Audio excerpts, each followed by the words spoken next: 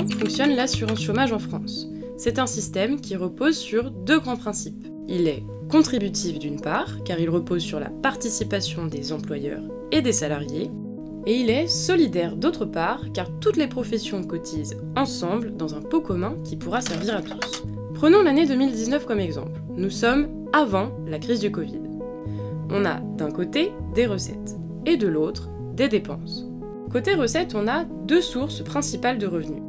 Les cotisations des employeurs, qui représentent 62% des recettes, et la participation des salariés via la CSG, qui représente le reste. Côté dépenses, comme on peut s'y attendre, elles servent principalement à payer les allocations chômage des personnes qui ont perdu leur emploi. C'est le rôle premier de l'assurance chômage. Mais cet argent sert aussi à d'autres choses, notamment à financer Pôle emploi, les points de retraite complémentaires, ainsi que l'activité partielle. Ici, la différence entre les recettes et les dépenses constitue le déficit sur l'année 2019. Il peut y avoir un excédent lorsque les recettes dépassent les dépenses. Ce qu'on appelle la dette de l'assurance chômage, c'est l'ensemble des déficits et des excédents accumulés au fil des années. Un retour aux excédents était prévu dès 2021, mais la crise en a décidé autrement. Voilà pour le fonctionnement global. Mais qui pilote tout ça ? L'organisme qui gère l'assurance chômage, c'est l'UNEDIC.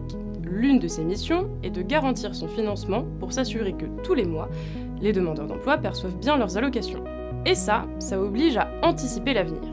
3 fois par an, l'UNEDIC réalise donc des prévisions financières. Pour anticiper les dépenses et les recettes à venir, elle se base sur plusieurs indicateurs macroéconomiques, mais aussi sur les politiques publiques de l'emploi et sur la législation en vigueur.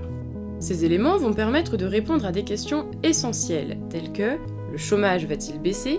Les salaires vont-ils augmenter? Si c'est le cas, par exemple, les recettes vont mécaniquement augmenter car il y aura plus de cotisations et les dépenses vont diminuer car il y aura moins de personnes à indemniser. Vous l'aurez donc compris, le système d'assurance chômage doit à la fois garantir son financement à terme et remplir pleinement son rôle d'amortisseur économique et social.